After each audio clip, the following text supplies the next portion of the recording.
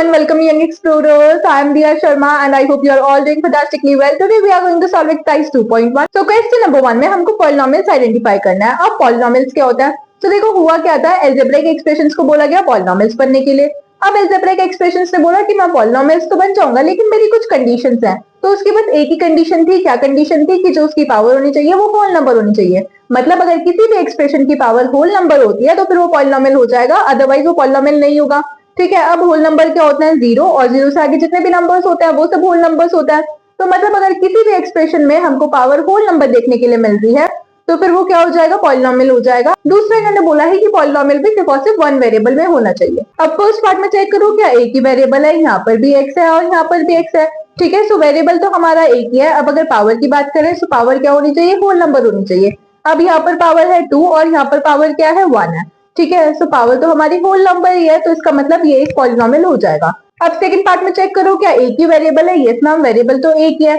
अब इसकी power check करो, सो इसकी पावर है 2, तो इसका मतलब ये क्या हो जाएगा? पॉलिनोमियल हो जाएगा, क्योंकि पावर तो इसकी होल नंबर है। अब थर्ड पार्ट में चेक करो, वेरिएबल्स कितने हैं? सो वेरिएबल्स तो एक ही है, विच इज टी। ठीक है, यहाँ पर भी टी है और यहाँ पर भी टी है। अब इसका पावर क्या हो जाएगा? अब यहाँ पर रूट टी है। अब रूट टी का क्या मतलब होगा कि टी की पावर क्या हो जाएगी? हाफ हो जाएगी, क्योंकि अगर किसी भी नंबर का रूट होगा तो उसकी पावर हाफ ही हो जाएगी। ठीक है, सो यहाँ पर टी की पावर तो हाफ हो जाएगी। अब अगर पावर हाफ है तो ये तो होल नंबर नहीं है, तो ये वन वेरिएबल में तो है लेकिन पावर होल नंबर में ना होने की वजह से ये हमारा पॉलिनोमियल नहीं होगा। अब फोर्थ पार्ट में चेक करो, वेरिएबल तो एक ही है, यहाँ पर भी वाई है, यहाँ पर भी वाई है। ठीक है, अगर मैं पावर की बात करूं तो यहाँ पर y डिनोमिनेटर में है। अगर मैं इसको न्यूमरेटर में ले जाऊं तो इसकी पावर क्या हो जाएगी? नेगेटिव हो जाएगी, क्योंकि किसी भी नंबर को अगर हम लोग डिनोमिनेटर से न्यूमरेटर में या फिर न्यूमरेटर से डिनोमिनेटर में लेके जाते हैं तो उनकी पावर का साइन क्या हो जाएगा? चेंज हो जाता है। ठीक है, यहाँ पर पावर का साइन क्या था? 1 था, लेकिन जब मैं इसको न्यूमरेटर में लेके जाऊंगी तो उसकी पावर क्या बन जाएगी? -1। अब -1 होने से ये क्या हो जाएगा? इसकी पावर होल नंबर नहीं रहेगी। ठीक है, अब पावर अगर होल नंबर नहीं है तो फिर ये हमारा पॉलिनोमियल नहीं रहेगा। वेरिएबल्स कितने हैं? 3 है। ठीक है, एक्स वाई और टी है यहाँ पर वेरिएबल्स, तो इसका मतलब कि ये पॉलिनोमियल तो है लेकिन 3 वेरिएबल्स में है। अब क्वेश्चन नंबर 2 में हमको कॉफिशिएंट बताना है। कॉफिशिएंट का मतलब है कि मल्टीप्लाई में कौन है। मतलब अगर मैंने लिखा है 3x², अब यहाँ पर आपको अगर x² का कॉफिशिएंट बताना है तो हम लोग क्या करेंगे? x² के साथ चेक करेंगे मल्टीप्लाई में कौन है। तो x² के साथ यहाँ पर मल्टीप्लाई में कौन है? 3 है। ठीक है, सो ये क्या हो जाएगा? 3 हो जाएगा कॉफिशिएंट किसका? x² का। अब अगर मैं आपसे पूछ लूं कि y का कॉफिशिएंट क्या है, तो y के साथ यहाँ पर 2 है मल्टीप्लाई में, तो 2 क्या हो जाएगा? कॉफिशिएंट हो जाएगा y का। ऐसे ही क्वेश्चन नंबर 2 में हमको x² का कॉफिशिएंट बताना है, तो हमको बस ये चेक करना है कि x² के साथ में मल्टीप्लाई में क्या है। अब यहाँ पर ये जो x² है, बस x² पे ही फोकस रखो। x² के साथ यहाँ पर मल्टीप्लाई में क्या हो जाएगा? 1, क्योंकि अगर मैं x² के मल्टीप्लाई 1 से करूंगी तो x² ही रह जाएगा। ठीक है, किसी भी नंबर के साथ अगर कुछ भी नहीं लिखा होता है तो उसके साथ मल्टीप्लाई में कौन होता है? 1 होता है। सो x² का कॉफिशिएंट हो जाएगा 1। अब सेकंड पार्ट में x² का कॉफिशिएंट क्या हो जाएगा? 1, क्योंकि x² के साथ मल्टीप्लाई में 1 के साथ है। अब यहाँ पर आगे माइनस भी है। ठीक है, so minus as it is आ जाएगा। सो x² का कॉफिशिएंट क्या हो जाएगा? -1। हम लोग को साइन का पूरा ध्यान रखना है। ठीक है, अगर प्लस है तो फिर लगाओ ना लगाओ कोई फर्क नहीं पड़ता, लेकिन अगर माइनस है तो हम लोग को यहाँ पर फिर माइनस लगाना पड़ेगा। सो x² का कॉफिशिएंट कौन हो जाएगा? -1 हो जाएगा।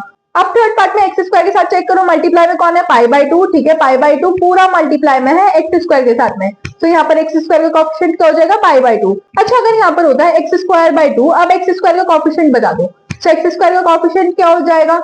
1/2। मैम आपको कैसे पता चला? क्योंकि मुझे पता है कि x²/2 लिखो या फिर x² × 1/2 लिखो, एक ही बात है। अगर आप इसको सॉल्व करोगे तो भी x²/2 ही बनेगा। ठीक है, सो अगर हमसे पूछ लेते हैं x² का कॉफिशिएंट बता दो, तो यहाँ पर x² का कॉफिशिएंट क्या बन जाएगा? 1/2। तो हमको बस इतना चेक करना है कि नंबर के साथ में मल्टीप्लाई में कौन है। तो यहाँ पर x² के साथ पूरा मल्टीप्लाई में कौन हो जाएगा? 1/2 हो जाएगा। यहाँ पर तुमने क्लियरली देख के आइडेंटिफाई कर लिया था कि x² का कॉफिशिएंट कौन है? π/2 है।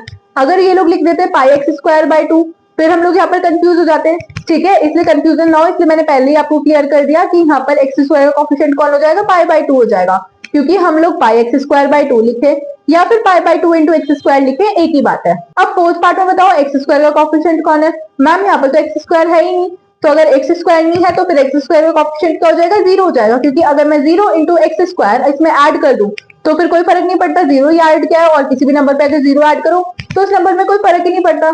ठीक है, सो यहाँ पर x² का कॉफिशिएंट भी क्या हो जाएगा? 0 हो जाएगा। अब क्वेश्चन नंबर 3 में हम लोग कोई भी ऐसा बाइनोमियल लिख सकते हैं जिसकी डिग्री क्या हो? 35 हो। ऐसी कोई भी मोनोमियल लिख सकते हैं जिसकी डिग्री क्या होगी? 100 होगी। अब क्वेश्चन नंबर 4 में हमें डिग्री चेक करना है पॉलिनोमियल का। अब डिग्री क्या होगा? Highest power. अब अगर मैं यहाँ पर बात करूँ तो हाईएस्ट पावर क्या है? 3 है। ठीक है, सो जो भी हाईएस्ट पावर होगा वही हमारा डिग्री हो जाएगा। उसके बाद सेकंड पार्ट में डिग्री चेक करो क्या होगा? 2। फिर थर्ड पार्ट में डिग्री हो जाएगा 1 और फोर्थ पार्ट में डिग्री क्या हो जाएगा 0, क्योंकि किसी भी कांस्टेंट का डिग्री क्या हो जाता है 0 हो जाता है। अब क्वेश्चन नंबर 5 में हमको बताना है पॉलिनोमियल का टाइप, लेकिन डिग्री के बेसिस पे। अगर डिग्री 1 होगी तो फिर लीनियर हो जाएगा, अगर डिग्री 2 होगी तो फिर क्वाड्रेटिक हो जाएगा, और अगर डिग्री 3 होगी तो फिर क्यूबिक हो जाएगा। अब डिग्री तो हम लोग इजीली आइडेंटिफाई कर लेंगे, बस इसी के बेसिस पे हमको बताना है, मतलब अगर डिग्री 1 है तो फिर लीनियर है, अगर डिग्री 2 है तो फिर क्वाड्रेटिक है, और अगर डिग्री 3 है तो फिर क्यूबिक हो जाएगा। अब चलो जल्दी से चेक कर लेते हैं। अब अगर मैं फर्स्ट पार्ट की बात करूं तो यहाँ पर डिग्री क्या है 2 है, और डिग्री 2 है तो मतलब क्वाड्रेटिक है। उसके बाद डिग्री 3 है, और अगर डिग्री 3 है तो फिर क्यूबिक हो जाएगा। फिर से यहाँ पर डिग्री 2 है तो फिर क्वाड्रेटिक है। अब यहाँ पर डिग्री क्या है 1 है, और डिग्री 1 का क्या मतलब है लीनियर है। अब फिफ्थ पार्ट में टी की पावर क्या हो जाएगी 1, ठीक है, जिसकी पावर कुछ नहीं होती उसकी पावर क्या हो जाएगी 1 हो जाएगी। अब अगर पावर 1 है तो फिर क्या हो जाएगा ये लीनियर हो जाएगा। अब 6 हो जाएगा क्वाड्रेटिक और 7 क्या हो जाएगा cubic. So I hope this is perspicuous to you. If there is any queries, feel free to comment.